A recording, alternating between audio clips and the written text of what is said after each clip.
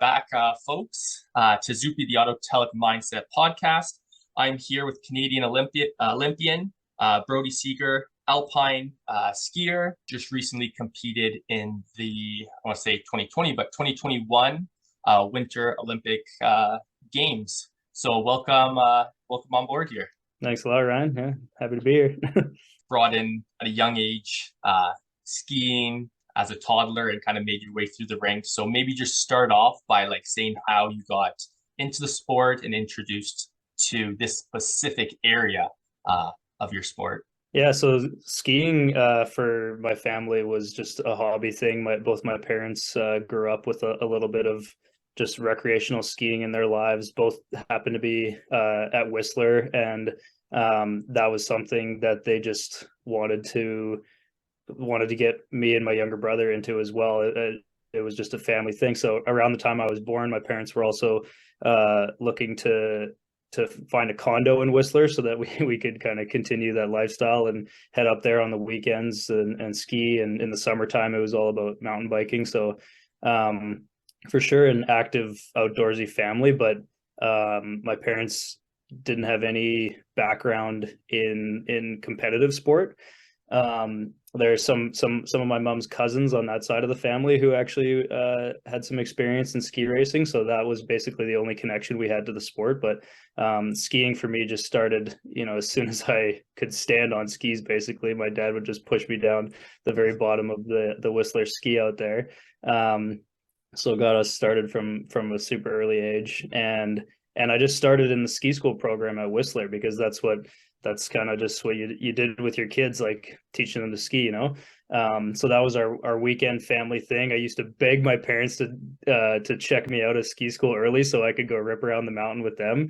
I just liked skiing around with them. And then you get to about, at the time it was like age 8 or 9, I think, where you switch from being in the mountain ski school program to either going into the Whistler Mountain Ski Club, which is all about racing, or you can go into there's freestyle free ride programs, or you just become a recreational skier. And that was kind of the point where it was a bit of a decision, like, do we try this racing thing? I had some instructors who were saying, oh, it's really good for your development as a skier, like it just will make you a better skier in the long run. So it doesn't matter if you don't know anything about ski racing, or if you don't have ambitions of being an athlete, you should definitely give it a try. And then some of those cousins on my mom's side of the family also said, it's a great sport. It's great for personal development. You guys should definitely put your kids in that program. So that's kind of how it started for me. We didn't really know what we were getting ourselves into. Just joined the Whistler Mountain Ski Club. I was a pretty good little skier already. Like, I had a great group of guys in my group at the ski school level, and we used to just shred the whole mountain. We'd love to just hit every cliff we could find. So I think that translated pretty well into ski racing, just the fact that I was a pretty solid skier to begin with.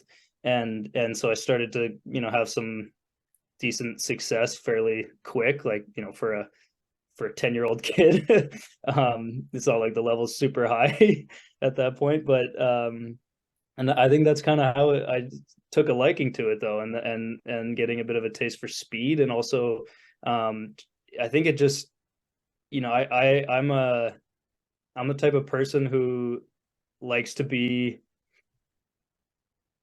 I don't want to say like needs to be good at something, but like I don't want to not give my full effort, and I don't want to suck at something. So when I got into that, and all of a sudden there's goals, and there's something to work towards, and there's technique to work on and stuff like that, I think that was a big part of what drew me into it as well. And so I just kind of developed a liking for it, and I didn't really know where it could take me at all. I just kind of went from there. That's cool. It's cool when you have that kind of self-motivation at a young age, 8, 9, 10 years old, when you kind of have that kind of instilled in you. I'm sure it probably came from your parents a little bit there. So like you said, you were competing, you're about 9 or 10. So how does the program work with regards to, okay, you're at that age, you're doing tournaments, but when does it become like you're representing a team, then you get into the national program, and then obviously above that? What's the next couple steps to make your way up Yeah, the rank? so at the time when I started in the racing program, it was there was you did 2 years of Kinder 1 and then 2 years of Kinder 2, which is now U14 and U16. Yeah. And really back then there weren't that many races in a season. You know, we had zone races where the clubs from our western coast zone would come, so you always got to, you know, see the other there was already a sense of team. You know, I was with the Whistler team, and there was the Cypress team would show up, and the Grouse Mountain team, and the Mount Washington team from the island. So we already had a bit of a sense of that, and like some pride for our home mountain, I would say. Yeah. And but that whole Kinder level, I mean, for lack of a better term, doesn't really matter all that much. And once you get to at when I was at that stage, when you were 15 turning 16, that was when you went into FIS, which is the International Ski Federation, the international ranking system. And that's kind of like what matters for the rest of your career, right? That's where you start to get into the international points ranking, and you work your way up from club level to provincial level to national team level, you know, hopefully to the World Cup, Yeah. Olympics, all that stuff. So yeah, and that was a funny learning experience, because of course when you're a kid and you're kind of just getting into it, like everything feels so, or at least for me, it felt like it mattered so much, like the weight of the world was on these races. And then you know, at 15 I go into FIS, and like everything you did for the last 4 years in the junior level, it doesn't matter at all. But I will mention actually the one of the cool things about at that junior level, we had the Whistler Cup. So at the time there was basically two, for kids who were not in FIS for the whole kinder level, there's two sort of big international ski races that were the only chance at that age to really get exposure to a larger event. And one was Topolino in Italy, and Whistler Cup, which was awesome because we had something in North America. You know, this sport is so European centered. So, and that's coming to my home hill as well. So the you know, once a year, the world, all the best junior athletes would come to Whistler, and there'd be, you know, the parade through the Whistler Village, and we had to qualify for either BC team or Canada team. And that was, so, you know, from a young age with that, at least I got a little bit of exposure to a larger event like that, and seeing people from around the world come, and that for sure was a huge exposure to that sense of representing Canada. Awesome. Yeah. And I feel like through athletes, there's always some point in time that gets the adrenaline juices flowing with regards to, you know, representing Canada one day. So that kind of leads into like my next question. And I usually ask my athletes, like, at what point in your career did your mindset change with regards to, okay, I want to take this, I want to be an Olympian athlete, or I'm going to take this sport serious, and I'm going to try to make it a career. So when was that? When did your mind kind of flip to, you know, the kinder stuff to now, you know, making your way up the ranks? I think that happened somewhat gradually for me, in maybe in a couple steps. The first one was probably going into that like U16 level. You know, I had some, like I said, I had some success early on in racing because I was just a decent skier. And then I remember I think it was in my second year, I was maybe not doing as great.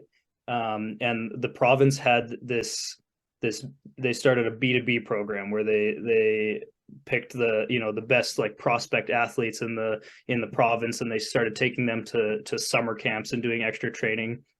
And for me at the time, I was like, you know, ski in the summer, like what the hell? No, summer's for mountain biking. Like that just was did not seem like a normal thing. And of course in Europe, when you're like 10 years old, you're doing glacier camps all summer long. Like it's so different over there. But anyway, I remember just not being selected for this B2B program. And it was a bunch of kids that, I was friends with a lot of them. I had beaten a lot of them in the past. So I remember kind of feeling like, oh, that made me feel a little bit down.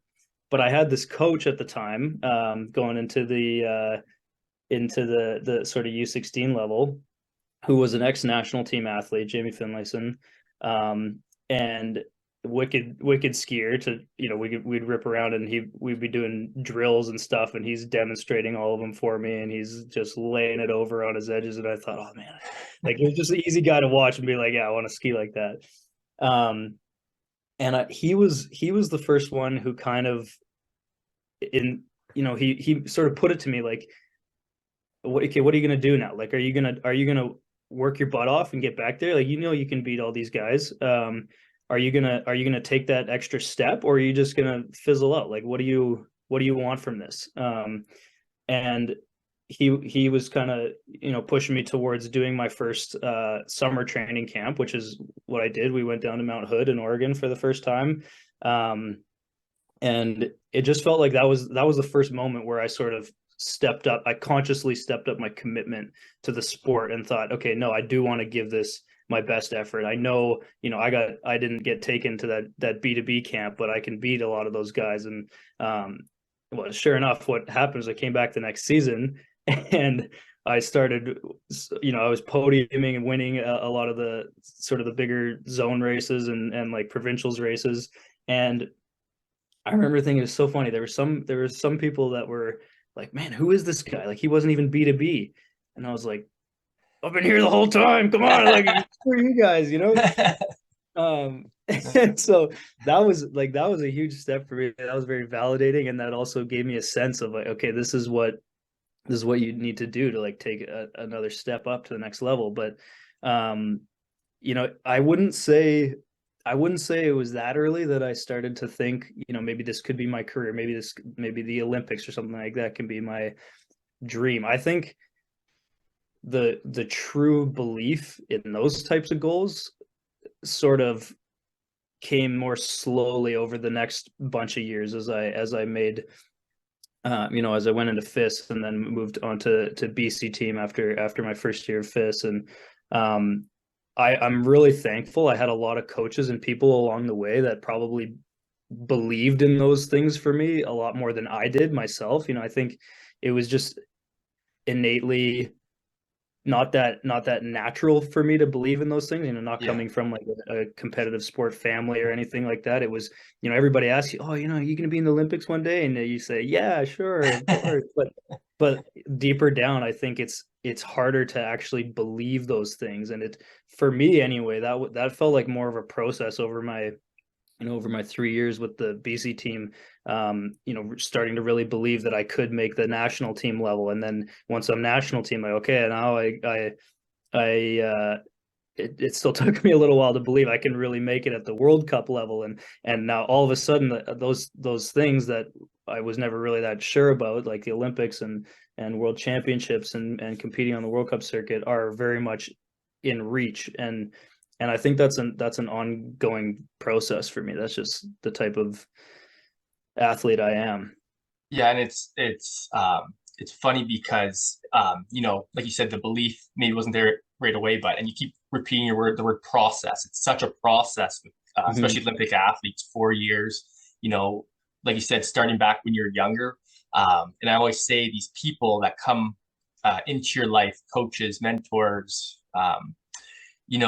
they're indirectly imprinting, let's call it wisdom or knowledge in the unconscious mind throughout your process. Like you said, they were kind of talking about it, but you weren't quite at the same page. But when you got to a certain point of belief, well, it was already instilled in you, whether you knew it or not, because these people were kind of guiding you unconsciously, whether you knew it or not. So when bigger moments came, it's already inside you, whether you know it or not. So it's kind of cool to kind of hear you talk about the earlier years and maybe not knowing what's ahead, but these people slowly grooming you and guiding you to be this athlete you are today. So it's really cool and getting into the mindset stuff. I think I'm incredibly lucky that I had role models like that along the way, and I don't think anything here happened by chance. And if there were any coaches out there listening to this, that I think that would be a huge takeaway for them. Like, you never know how much of an impact you actually have on some young kids' experience. Like, a lot of people, it's just kind of a show up job and just like go through the motions type of thing. But if I didn't have that from so many of my coaches along the way, who knows if I would have made it to this level. So like, you really can have a huge impact. 100%. I totally agree with you. So now that you're kind of guided us through the process here of, making the jumps to different levels. I mean, for me, I don't know too much about alpine skiing. So can you talk about more of the Olympic qualifications, how you qualify, and also like what's the difference between like downhill, super G, and then you have like a combined? Can you explain that to me and obviously the people who are going to be listening? Yeah, so I think this is actually one of the biggest issues with our sport in Canada is it's so complicated, and for like your average viewer, if they're seeing it on TV or something like that, there's so much that you just like don't really maybe understand what's going on in the sport or in that particular race. So yeah, I'd love to share stuff like this, and hopefully it gives people some more insight and a little bit more understanding of what they're seeing if it does come up in front of them. So first of all, there's slalom GS, which is giant slalom, super G, and downhill. And slalom and GS are classified like the technical events, and super G downhill are the speed events. And for the most part, people are either speed skiers or tech skiers. At least that's the way it's kind of gone over the years. It's become a lot more specialized just because of the level everybody's getting to. And except for there's a little bit of a weird one with GS and Super G because they're a little bit similar. They're similar enough that a lot of guys are able to kind of go back and forth between those.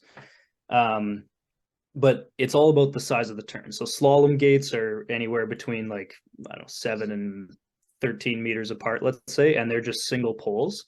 And there's all sorts of funky combinations they can do with the course set.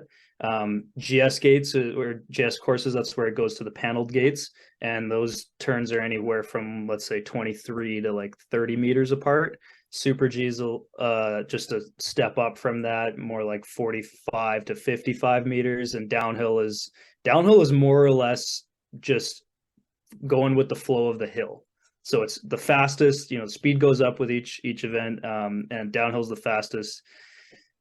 It just kind of follows the flow of the hill. You've got pretty big jumps, but super G's, the difference with downhill is that you have up to 3 training days before you actually do the downhill race. So you ski the same course.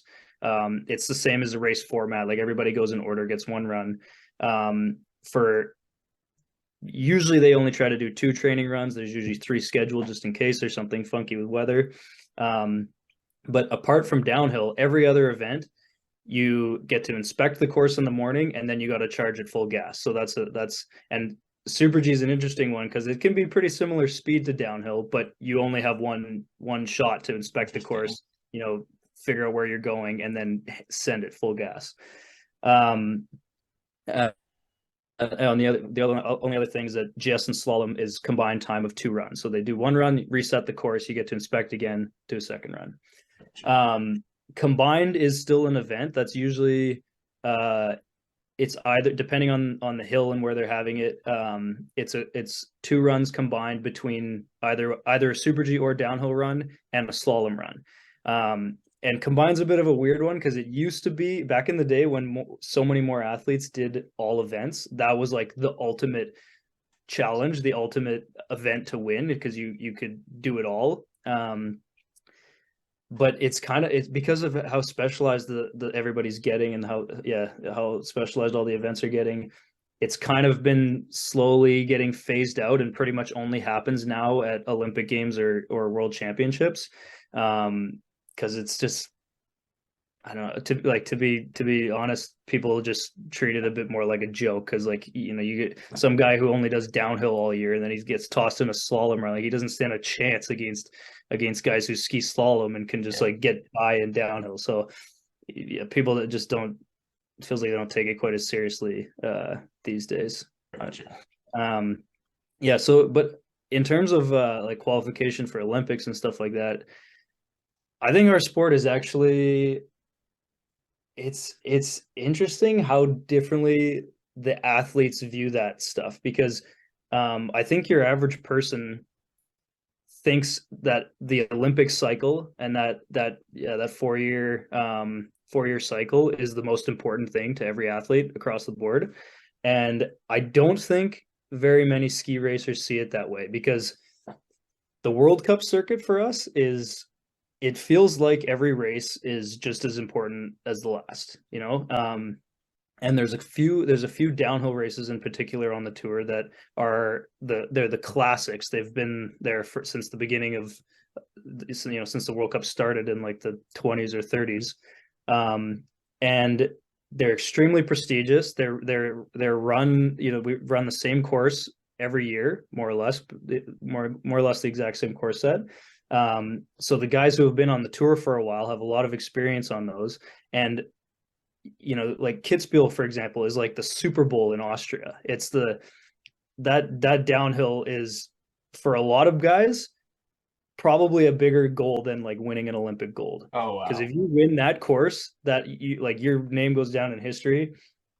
There's 100,000 euros on the line for Oh for wow. winning that, and you're going up against a whole field of guys who have skied that course, who knows how many times. Whereas you show Hmm. up at an Olympic Games and it's in Beijing, no one's ever seen that hill before. No one's skied on it. Everyone has like 2 days to sort of figure it out and then go.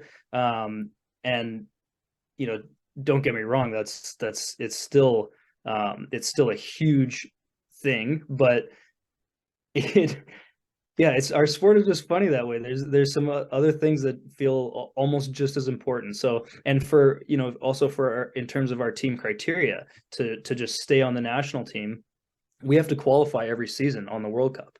So you have to be performing in that level consistently. You if you have to be performing well to also earn anything close to a living. And it feels like it has just as much weight sometimes like the Olympics is like the cherry on top sort of thing, whereas a lot of other people just assume that's like the only thing that matters in our world. Yeah. Interesting. Yeah, that's I love talking with like athletes like you and they don't know much about the sport and hearing behind the scenes how it all works. So, geez, there is a lot to it. Yeah. It kind of reminds me. It's funny. I was watching a little bit of a documentary with golf and kind of what you're saying too. There's certain courses that um, are nostalgic and not been around for years, and you want to win those events at those courses just because of um, the history behind it and all that kind of stuff. So it kind of reminds me of that a little bit. That's cool. That's cool. How yeah, the different competitions. Um, like you said, the Olympics is sometimes a cherry on top, and I agree with I like that because, like you said, it's a process to get there, and it's you reflect more on all the ups and downs to get there, and when it happens, it's like this is awesome, but more awesome is that journey that got me to this day or this event. Mhm. Yeah, So and that's the weird thing too, is like you might have an amazing season the year before an Olympics, and your criteria to make it to the games is actually more heavily based on what happens at the beginning of that Olympic season. yeah, yeah. So you might have had great results the whole winter, and then the following winter you start off, maybe you're struggling through the first, I mean, it's only like 2 months Hmm. of the season before the Olympics. And let's say you just struggle through that first half of that season and you miss your criteria. It doesn't matter what you did the whole season Yeah. before.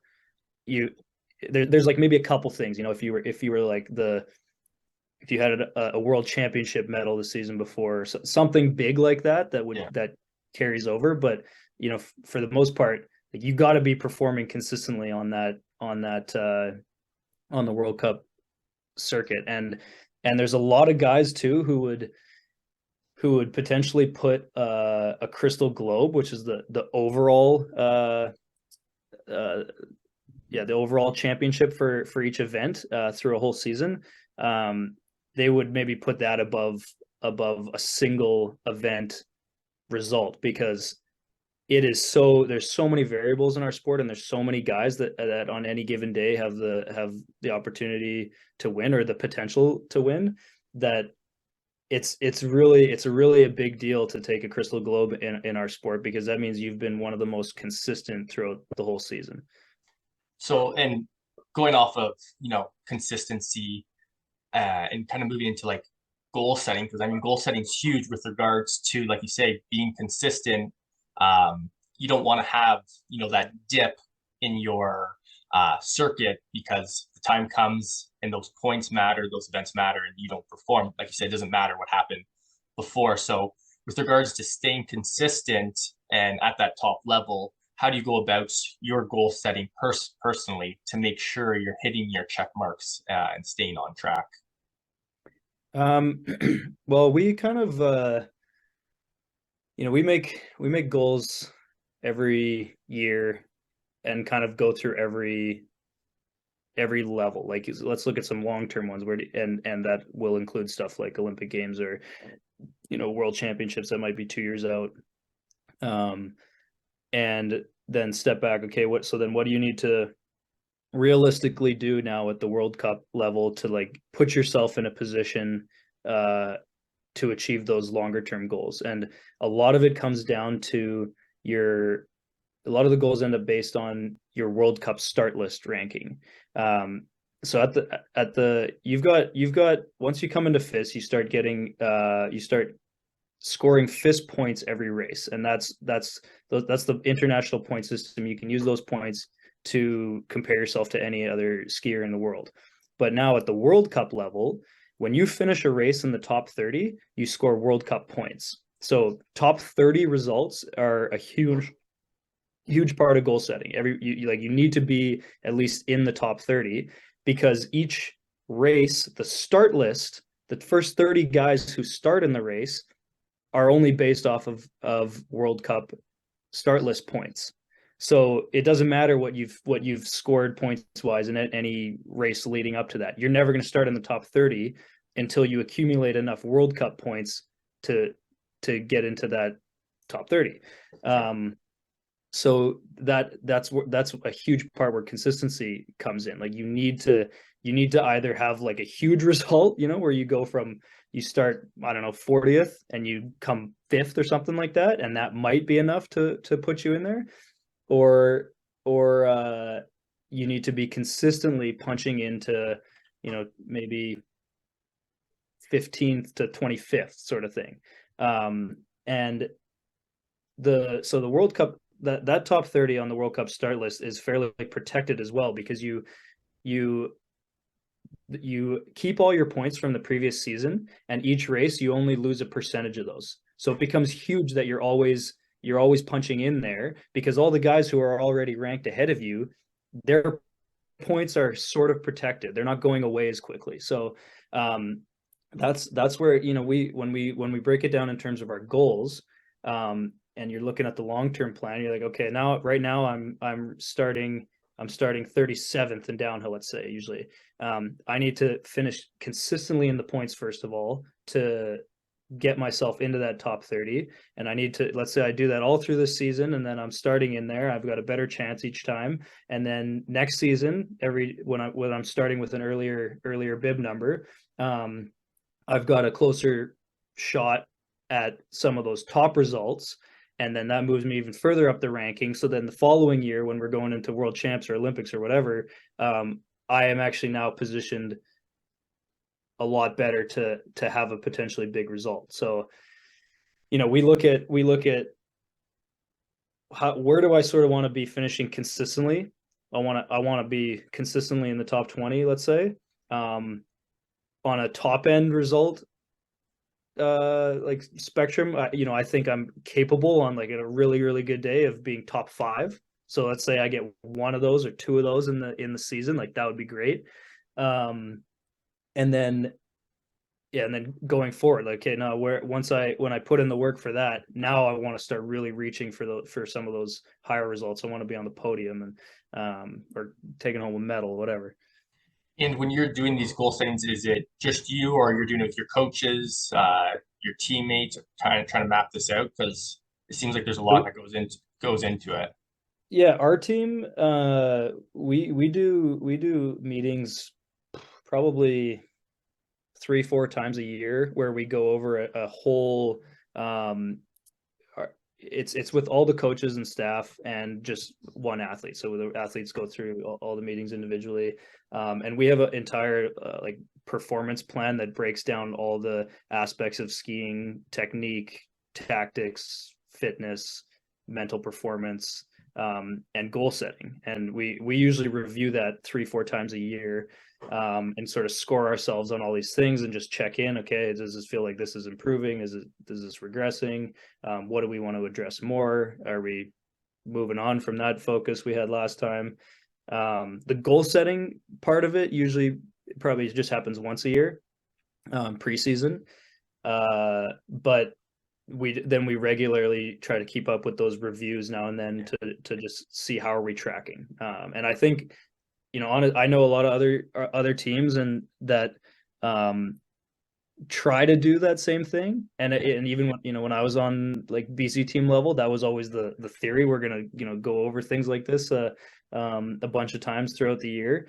But this team, and the last couple of years in particular, has been the only one where we've been really diligent with that, I would say. So I think that's something our team does really well, making sure we review those things regularly. And I think like obviously this is high performance, but I think that goes to like just the average person. I think, at the beginning of the year, they have all these goals they want to put down and they want to accomplish, but you start going and then all of a sudden they kind of fizzle out and you know, they kind of disappear because they're not checking in with themselves. So I think it's so important at a professional level, but also you can bring it right back down to, let's just call it your average day-to-day person, that the value you get from goal setting and, like you said, just checking in, whether it's quarterly, monthly, weekly, however you want to do it, is so important to your overall performance, whether it's in a sport, business, just being a good healthy person is so important. So it's cool to like I think talk about it at a I think high that's level versus someone who's just your average person, let's say. yeah, and I think that's one thing that sport teaches you, even if you never really go on to a higher level, and people don't realize that. Like, it translates to any other aspect of your life. I think there would be a lot of people if you started asking them about like goal setting in their career, and they'd be like, let's not, I got my job, I just work at my job. I don't need to have like goals or something to check in on and progress towards, like just working. Yeah. And that's, yeah, I think that's one of the great parts about sport, is it just kind of instills that in you and helps you translate those things to any other aspect of your life. Okay, so this is perfect because I think with goal setting, I think that just kind of sets you up nicely, especially like unconsciously as well. Like you said, kind of sets a blueprint Mhm. for you mentally. Like you said, to start the year and just kind of mentally check in. Um, so like I said, it's a great starting point for you mentally. And then what I want to kind of get into is, now we're in our performance, and we're skiing. Maybe talk me through some of the stuff, how maybe you prepare, how you control your emotions before an event and during an event, so that you're not getting too high, too low, the negative thoughts aren't coming in. You know, you're not getting too excited, so you're not getting overwhelmed. Maybe walk us through your process leading up to an event, and then maybe actually what's going on when you're performing with your mindset, mental state, and self-talk. Well, I think first of all, that is a process that, I think a lot of people think that just happens on race day, but Race days, and depending on the venue, the course, wherever you are, the type of event, is it the biggest, competition of your life or whatever? There can be so many different things going on that I think it's most important to think about it like you have a toolbox, and every time you're training, or outside of the sport, when you're working on, like, it doesn't have to be training on snow, it can be in the gym, it can be just working on mindfulness techniques, developing self-awareness. You're just putting more and more tools in your toolbox, that you you never know, maybe necessary, how you're going to need to use them on the race day. And I'll give you an example. Like, so for us, I think another thing our team does really well is that we try to incorporate pressure situations into training fairly often. And whether that's the coaches making it a thing, like, okay, today, boys, first run in our Super G training today is race run. Like, I don't know, there's a chocolate bar on the line or something, that, like, it literally doesn't have to be anything of value, really, but it just kind of, like, it gets the boys, looking at each other in the Yeah. start, like, I want that. I want to take it down. And Outstanding. sometimes that's from the coaches, sometimes that's just between the guys, like me and one of the, Jack, I think about in preseason training this year. I mean, Jack Crawford, it was like the last run of the day, and we had been so close on the first interval of our training course every day. We like a few hundies apart every time.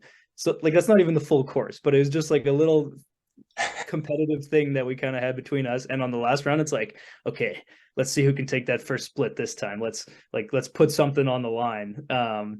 And just making it a little bit more fun, like that, kind of practicing pressure situations. I think, first of all, that just gives you a sense of maybe how you react in those situations, and then you can debrief and think about it later. Okay, this is how I felt in that situation, maybe I should try this. Like, was I too hyped up?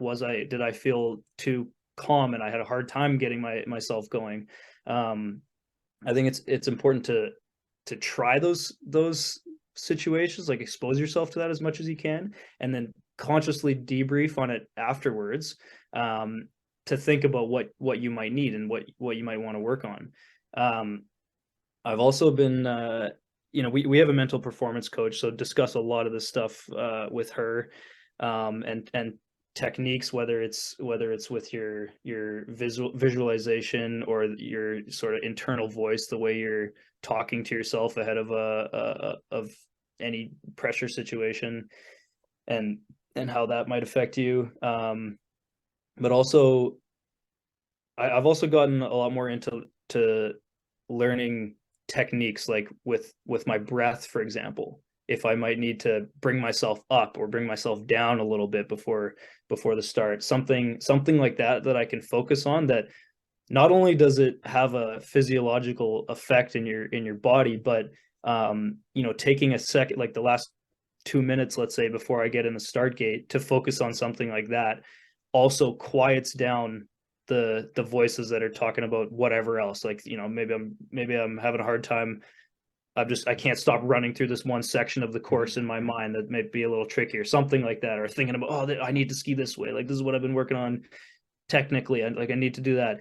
And, like, there's too much going on, right? You Yeah. can't have a million things like that bouncing around in your head before you go down a downhill course. So it also can give you something like that to just uh bring your focus back to one thing. And I really like, personally, when it's an internal thing like that, like a feeling in my body can kind of just bring me into the present moment a little bit better. So I think it's important to be conscious of those things, and the opportunities you have to work on those things, and just keep putting more and more tools in your toolbox. And then on the day, depending on the situation, thinking about, okay, what do I feel like I need right now, and which tool should I pull out for this? And I think it depends a lot. I can tell you, like I said, how different venues feel like they just have a different intensity or vibe about them. Lake Louise, for example, is our only home race of the season, and it's the season opener for us. So It's a course that we as Canadians have skied a lot of times because it's one of the very few ones we got to race on at the NORAM level, and long before we got to World Cup. It's home soil, so a lot of it feels familiar, and it's a course that we're all pretty comfortable with. So there's not necessarily a lot of extra nerves that come with that. But I can tell you for sure every year, the element where the nerves come from is the fact that it's the first race of the season and it's on home soil, and you obviously want to perform on home soil. You got, that's one of the only races you got so many friends and family that are out there for, and you know some of the volunteers and stuff like that. Like, you want to perform for everybody, so that's a very different type of internal pressure. Then you show up at the Bormio downhill, and right after Christmas, end of December. That one is notorious for being one of the most exhausting downhills on the circuit, because it is turning the whole way. You don't really ever get a break where you're just kind of going straight, gliding in your tuck or something like that. It is quite dark for the majority of the course and icy as hell. They always inject the crap out of that hill, and it is icy and bumpy and dark the whole way. So it is just gnarly. And like, there's been some big crashes there. There's been like, it's intense. So that one is a whole different kind of intensity, because you're actually more nervous for like your well-being. And so that's a little bit of a different type of adrenaline rush. And then Kitzbühel is very similar. It's a notoriously gnarly course.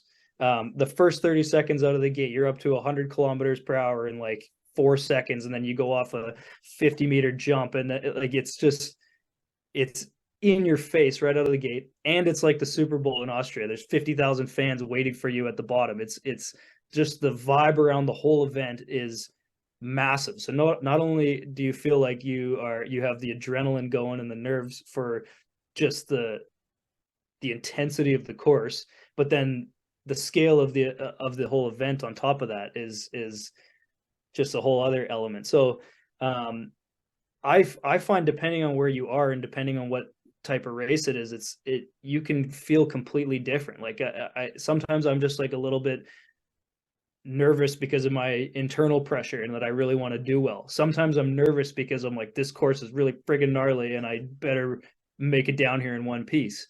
And I'll share one experience I had with you this past season that was kind of new for me. When we showed up in Kitzbühel for the Hahnenkamm downhill, and this is, even though it's a gnarly track, but it's also one that our group historically has been pretty good on. We've had success there, and we feel like it suits us pretty well. So we're always kind of excited for it that way. And we came off a not super great race weekend in Switzerland the weekend before. So we're rolling in there and we're thinking, okay, it's all good, boys. Like, this is our time to have some big results. Like, we know we like this place. We know we like this sort of gnarly track and the ice and bumps, and we're good on that stuff. And on the first race day, out of nowhere, I felt like sick to my stomach the whole morning. And I'm not the type of person, I know some people get those types of nerves. They feel it in their stomach, like every single race. I've never had that. And just this race, for some reason, I like didn't feel like my breakfast was sitting well. Normally I'm like hungry in the morning, want to eat a huge breakfast. It felt like every time I had like a cough or something, I was gonna like gag, and I'm like, what the hell is wrong with me? Like, am I gonna puke right now or something? Like, I'm nervous, but I've skied this course a million times. Like, why am I having this type of nerves now? And like, if it was my first time ever on that track, that'd be more understandable. But and that was just a moment where that kind of occurred to me, like, okay, this is a different experience. I haven't really had this type of reaction before. So what am I going to use in my toolkit? Like, I still got to do this course today. I can't be like, oh, I've never felt this before, I'm not ready to go. Like, I got to pull something out to get myself in the zone. So yeah, that's why that was a huge, I guess that really just proved my point this season with having to have a lot of tools in your toolkit and know when to pull them out. So my question is, what's your most reliable tool in your toolkit that you go to the most, per se? Um, Or do you have a I think favorite or one that just really works well? I think breathing has become a big one, because I feel like I've just learned a lot more in the last year or so about how well breathing can, you know, your your mindset and your mental state can affect your breathing. We all know that, you get nervous, or you get thrown in some intense situation, like Yeah. maybe your breathing quickens. um, but your breath also has an incredible power of working the opposite way. You can focus on your breathing and control that, and it will also, that effect will pass on to your mental state and your physiology as well. um, so that's definitely one I like to pull out when I just want to kind of come into myself a little bit more, be a little bit more present in the moment, um, feel a sensation in my body, focus on something internal like that instead of thinking about all this external stuff that's out of my control.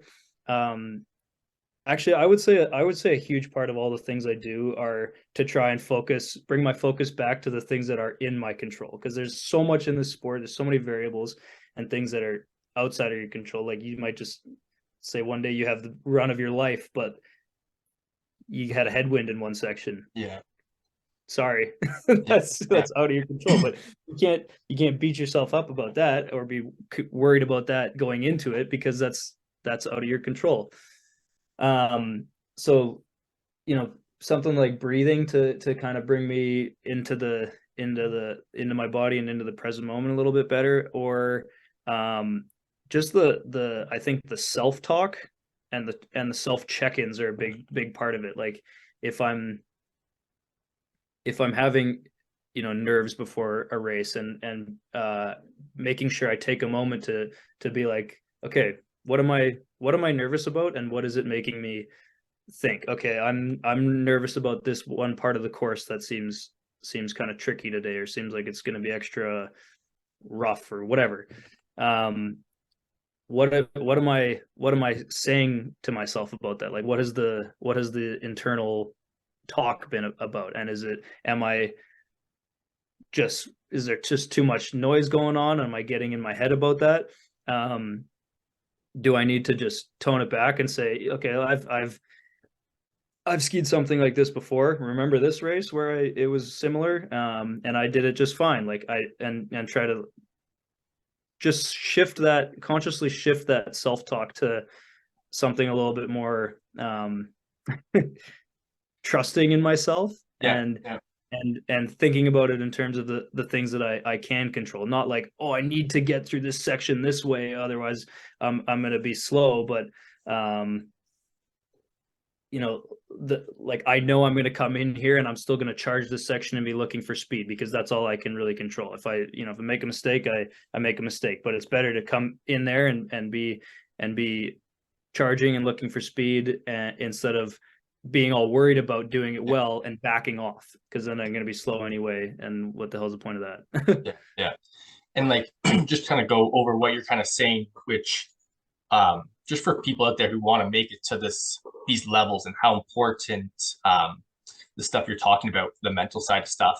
But what I like, and I like to like bring up, is I like how you refer to it as your toolbox. And these are different tools for, different situations that you might come across. And like you said, you never know when you're going to use them.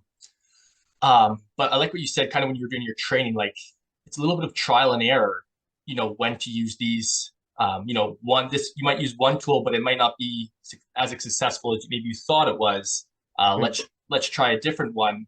But I like what you were saying, like, okay, you use this tool, now let's go back and reflect on it to see how it made me feel, what I liked about it, what I didn't like about it. I think that reflection process after you're done competing, practicing, whatever it may be, is very important in order to get the most benefit out of these tools when they're needed most, so to speak.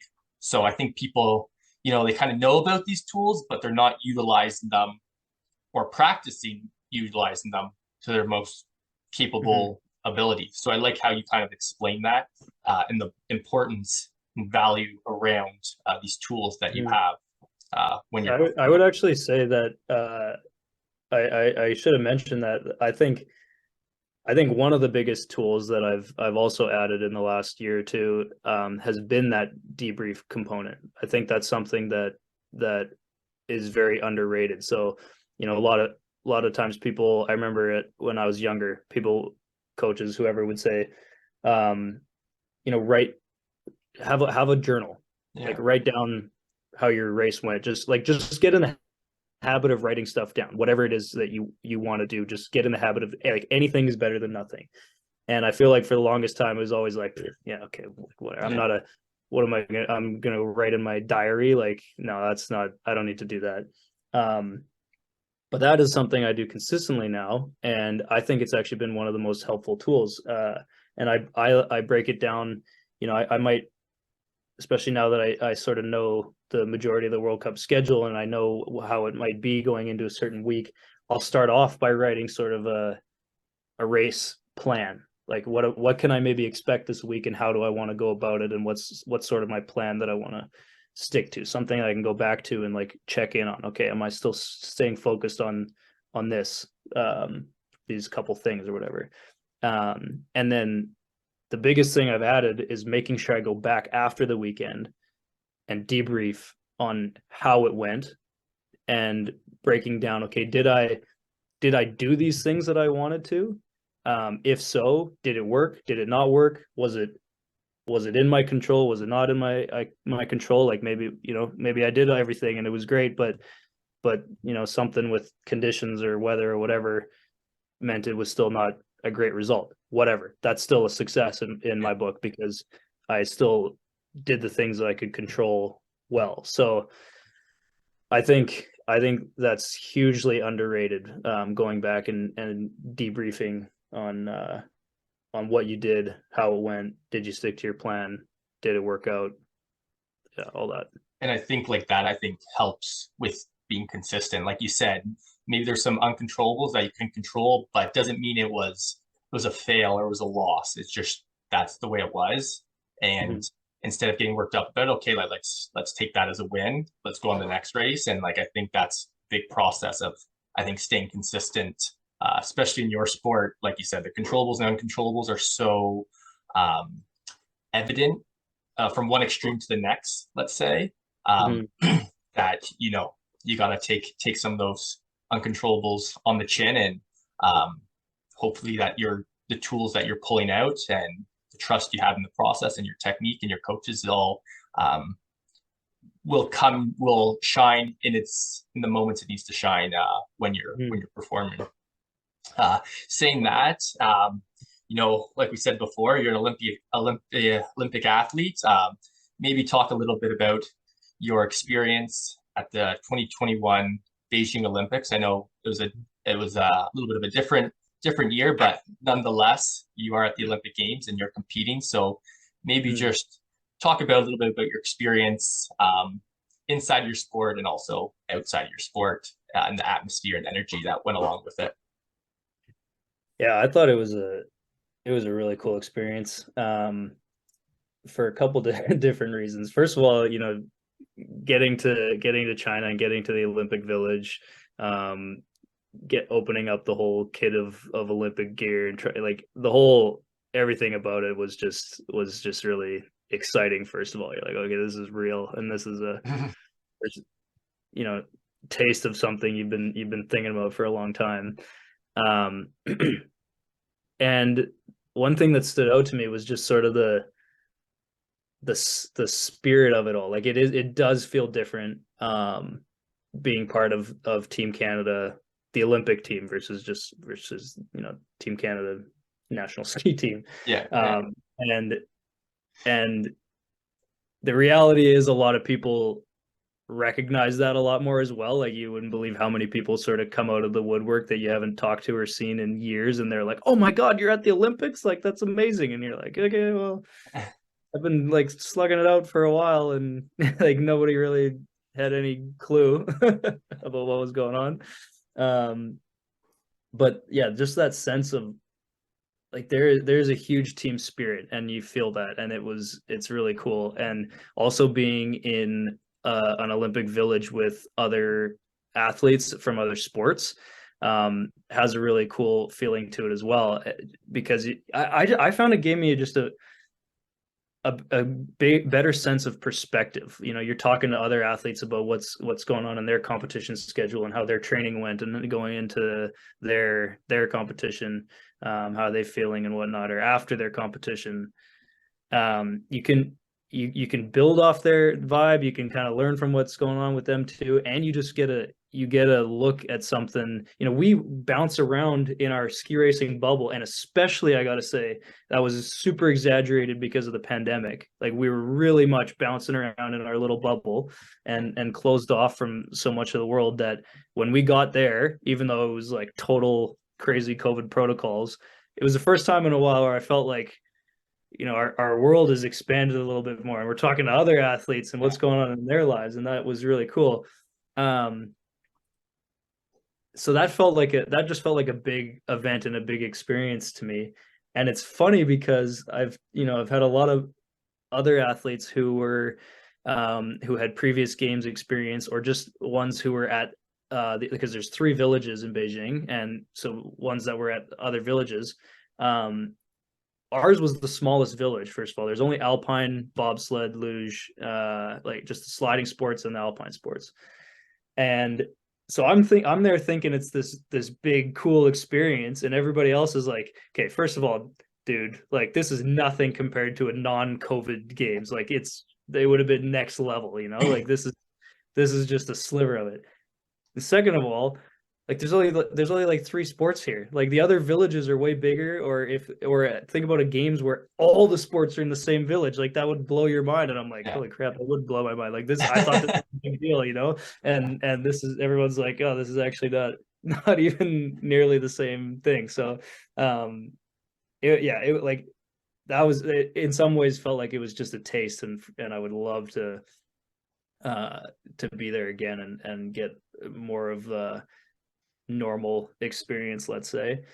Um, but also there was definitely a bit of a journey with the mentality going through those games. Like, you know, we show up, we're super excited off the bat. Like I said, we actually had to sit down with our mental performance coach shortly after we got there, and just talked about these things. How are you guys feeling going into it? Like, where you at right now? And the vibe for a lot of us on the team was, you know, it feels in a way like the pressure is off to an extent. Like, we were there was so much build up to this. There was so much pressure and focus on making criteria and just getting there in the first place. Like, now that we're here, it's kind of like, oh, I can relax a little bit. Like, I don't have to worry about any of that anymore. I'm here, I've made it, and now it's just time to go and ski the best I can. Like, in a way, it felt like the pressure had come off for a bit. And then as we kind of crept towards the race days, and then on the race days, uh I found it quite interesting how that pressure, that internal pressure, really built back up. And it kind of snuck up on me in a sense, I would say. Like, I think what happens is, once you get closer to the actual moment, you start to realize, like, holy shit, this is something I really want personally. Like, I really want to do well here. Doesn't matter, you know, I've already made it. I can call myself an Olympian, whatever. There's like all the support in the world coming from back home, but it's still your moment where you personally want to perform so badly. And that kind of crept back in, and that was where sort of the race day nerves came from. And I had started for us with the downhill race. We had the downhill, then the Super G, and then the combined. And I did not great in the downhill. Like, I can't even remember my placing. Maybe I was 22nd. I can't, I don't know, but it was not like, it was, you know, not terrible, not Yeah. anywhere close to where I wanted to be. Yeah. Yeah. And I thought, okay, I got one more good chance in the Super G. Um, my goal for this run is to just put it all on the line, because the last thing I want to do is leave the Olympics feeling like I didn't go for it in that moment. So that was my mindset going into it. I'm just gonna charge. I wanna leave it on the hill this run, and I push out of the gate. I'm hammering. Maybe 5 turns in, I go a little too straight over a roll and miss the next gate. And I'm like, are you friggin' kidding me? Like, okay, so I left it all out there for 5 turns, like not even close to halfway down the course. So how do I even look back on that? Was that a success in some ways or just a massive failure? I don't know. Um, and what happened was, I was never supposed to do the combined event because I haven't really skied slalom in a long time. I've never there's a few other guys on my team who were a lot better slalom skiers when they were younger. Um, and they've kept up with a little bit of training every now and then just to be prepared for events like that. Um, and I hadn't skied slalom in 2 years, but now all of a sudden they decided we're going to put you in the downhill or in the combined, sorry. Um, Mainly because of the downhill run. It was a downhill and a slalom run. And what happens is if you have a good result in the downhill and you finish the slalom, you just have to make it down slalom. You actually get an individual downhill result as well. And I kind of needed that at that point in the season. So they decided we're going to put you in the combined. The focus is really just on the downhill. Like that's what you're there for. Get a downhill result. We'll worry about the slalom afterwards. And so I had just come off these couple crappy races. I was not that happy with myself. And going into this, I got one more downhill run on this course. And I remember I was at the start gate and I was like, this is my last run. This is probably the last time I'm ever going to stand in the start gate. This is my last run ever on this hill. I can't imagine I'm going to be back in Yangqing. And like let's just go for it. Like relax. Let's have some fun with this run. I just want to end on a good note and just have something I can feel good about. And the funny thing was that the guy in front of me actually crashed and there was a big stop start. So I'm next in the gate. I'm standing there. I'm in my spandex suit. It's freezing cold. I'm trying to like just stay warmed up in the hut, and we're on hold for like 15-20 minutes. And my serviceman and my physio are there with me. And we're kind of I think like honestly great team effort in this respect. Like my physio is telling me some jokes and we're kind of laughing at each other. The start official is also Canadian actually, so he would like come back every now and then and like chat. Oh yeah, it looks like maybe we got 5-10 more minutes, and like it felt a little. It was really nice to have him actually. It felt a little bit more sort of familiar. But they did a great job of just kind of keeping me like relaxed, keeping the mood light. We're telling some jokes. And then they say, okay, course is clear now. We're going to get going in a couple more minutes. And then sort of zone back in, do up the buckles. And I'm like, okay, this is it. Like, let's have some fun on this last run. And I ended up third on the run. And I was only, a few tenths off the lead, and so much better in every way. The way I skied, the result, of course, and just that with that more relaxed attitude. So suddenly then I find myself in medal position going into the slalom, and everybody's like, oh, how are you feeling? Are you like, you think you can take home a medal? And I'm like, actually, I haven't been on slalom skis in 2 years. Like, I don't know what the hell to expect here. So that was a whole other story. But that was sort of the journey and the way it evolved from the beginning to the end of the games. Feeling like, oh, there's no pressure, and then there's all of a sudden this big pressure that creeps back in, and then trying to find a way to get back to like being more relaxed and just letting it flow and happen. And like that's what I love about these stories.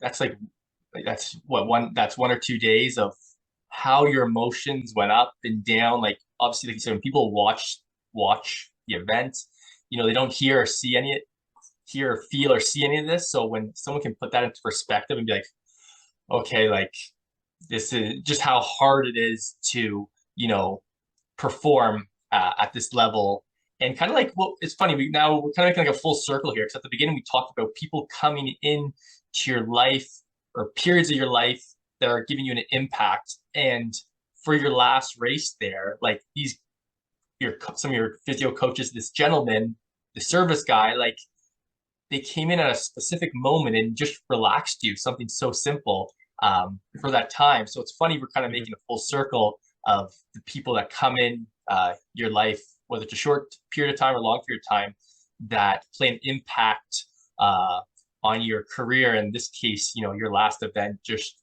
keeping you calm, cool, collective, so to speak, is pretty cool. Just the way our talk has kind of come Yeah. kind of full circle. Saying that, I want to just bring up one little thing because I just want you to talk about it just briefly because I know it's important to you and your family, and I want to obviously let more people hear about it. Is the stuff you do with ALS and supporting the cause there? Just briefly, if you want to just hint Mhm. of what you do Yeah. and the exposure and all that kind of stuff you bring Yeah, into. absolutely. I appreciate the opportunity to talk about it.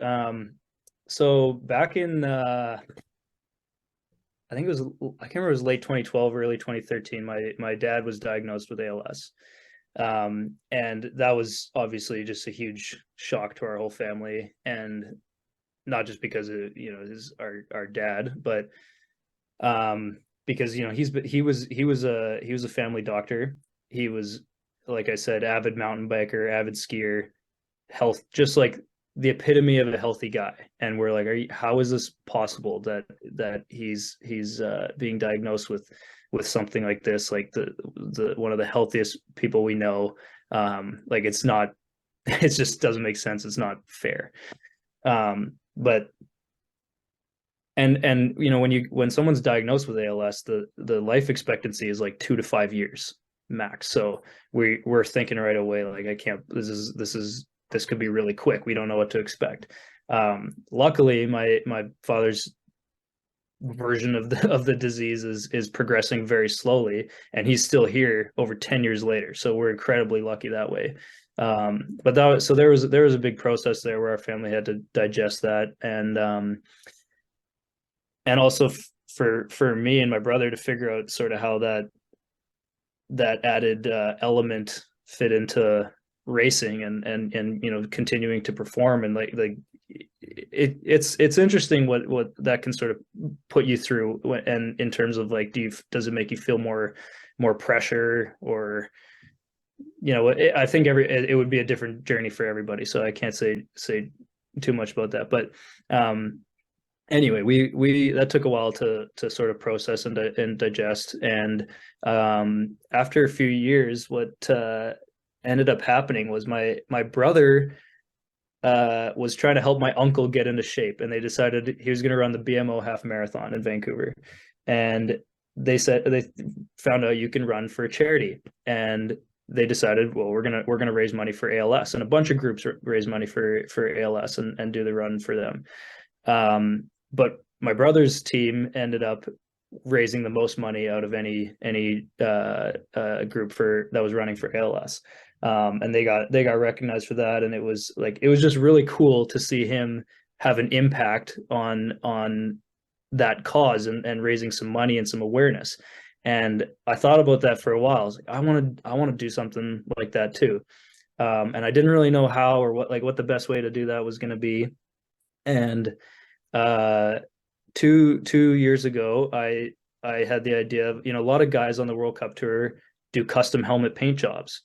And I thought, I've never done something like that. What if I used my helmet and did a custom paint job that was ALS themed somehow? And the color of ALS is purple. It's pretty, like, I think it would be pretty noticeable coming down the hill with a bright purple helmet.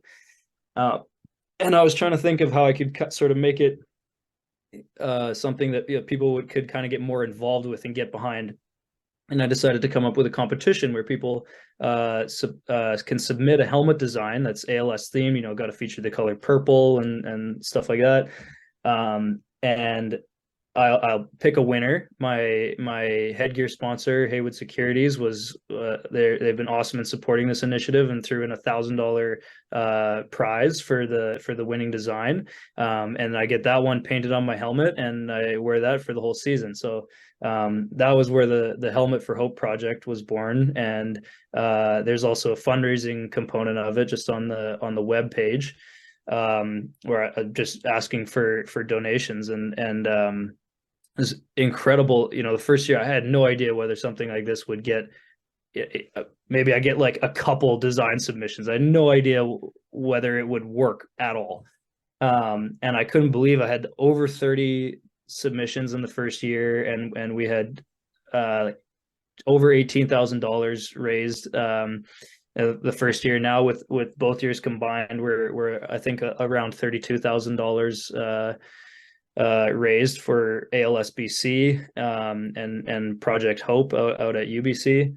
So yeah, it's been so well received, and so much support has come out for that, and it's just been such a cool experience to go through, and to wear that design on my helmet. And every time I look at it, it's represents so much more. So yeah, and it's just a little extra thing I sort of carry around with me when I'm on the hill, and when I'm need to remind myself what I'm pushing for. That's awesome. And like you said, just another tool in your toolbox to have a little reminder, Mm. sense of motivation. Yeah. Yeah, I love hearing about the cause, and we'll definitely be following along with regards to your competing, and as well as that. Before we kind of check off here, I just want to run you through a little quick little game. I'm just gonna spit out a word, and you're gonna, whatever pops to your head, you just say it, whether it's a word, a sentence, a phrase. Castle's gonna be All right. 7 or 8 words, and whatever comes to mind, you just spit it out.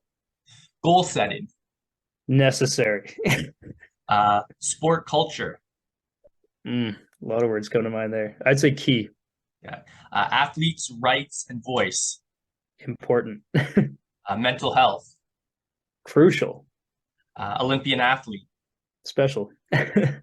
social responsibility, Powerful or meaningful. funding and sponsorship. Difficult. And It's always a challenge. last one here, mindset and the mental game. Always positive. I like it. Power of positive thinking. That's There you go. that's my motto, my life motto. Well, Brodie, we're coming to an end here, and I appreciate you coming on board and taking the time to come and talk about a little bit your journey, your process, your mindset, giving advice and feedback to all that will be listening. And I look forward to seeing what is in store for you down the road. Yeah, thanks a lot, Ryan. Thanks for having me. Appreciate it.